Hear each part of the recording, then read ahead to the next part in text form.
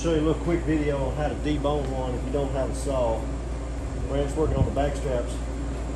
A little short deal on that is there's a hip bone right here.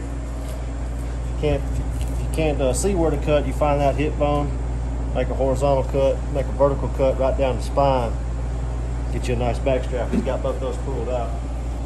But when you get up to the hindquarters, that's the hard part, because if you don't have a saw, normally you take a saw them down the middle, saw them off here, you got the big bones. But if you don't have space in your cooler, or you want to put them in a trash bag, don't want to bust through the bag with the bones, you know, we're going to debone it right here while it's hanging. And the best way to start is you find this main tendon line that runs, you know, kind of from their knee to their hip. It's this white, the thickest white line right here. And you make just a small incision, just enough to open it up. Then you can actually take your thumb or your finger and you can see where these muscles separate.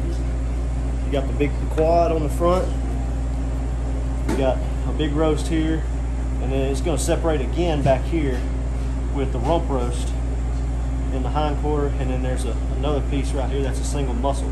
But once you make that incision right there, you can feel up underneath where I can take my finger and I can almost come out right there if I go up under this muscle. And that's where you're gonna make another cut right here. So see, I can get all the way up under that muscle.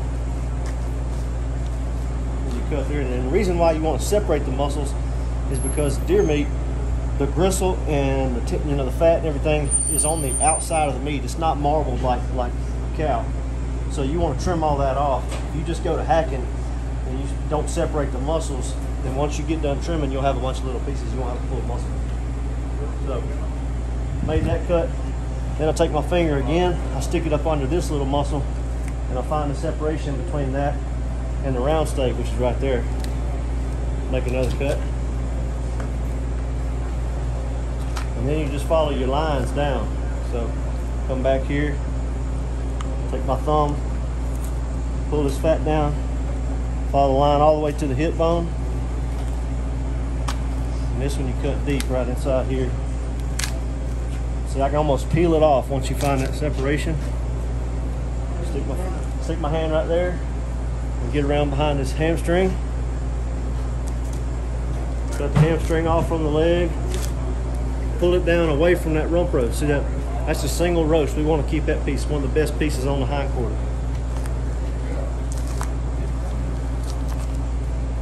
All the way to his pelvis. And you just follow that hip bone around.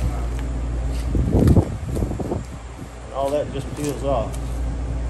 And there, right here, you actually got two different muscles.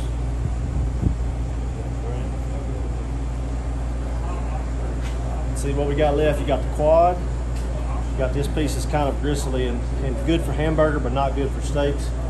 You got this single piece. I call this the heart piece in the hindquarter. It's got where it all ties in. It's tough right here. You got to cut that out. Just a very tender piece of hindquarter. Cut it off next. Go all the way to the bone with it.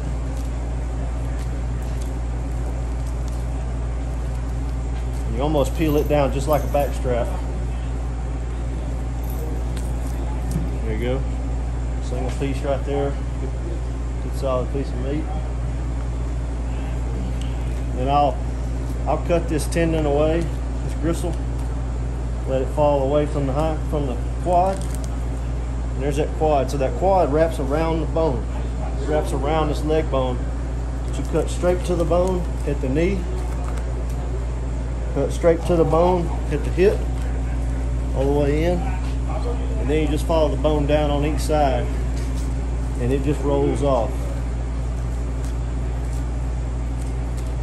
Almost dropped it. There it is. Then it's a tough piece of meat. It's got a lot of different muscles and lines in there, so that's good for hamburger. We don't make much steaks out of that one. This is my favorite piece on the hindquarter. Come up here to the, like what would be the calf muscle, and this rump roast will tie in to the bone up here. So you just follow the bone down here, and then the other part, you separate the two hindquarters. And then you got to follow the pelvic bone around. You see this bone here that comes up here? So I'll make an incision right here, follow the bone, follow the bone. And as you cut it, it's going to fall toward the front. So I'll spin him around in the light. See, it's just falling off as I pull it off the bone. And that's probably the best piece to cut up in steaks, but usually I leave that whole and cook that like your roast. That's your roast that you buy at the store. And put that in the crock pot with potatoes and carrots. Be legit. And that pretty much knocks out all the edible meat for steaks on one side. You can trim up a lot of these other pieces and keep them as scraps, grind them up in your hamburger. But this hindquarter's deboned. We're going to do the same thing on this one. Remember again, you start in this big thick white line and then feel your way around in between the muscles and know where to cut where the muscles tie into the bone.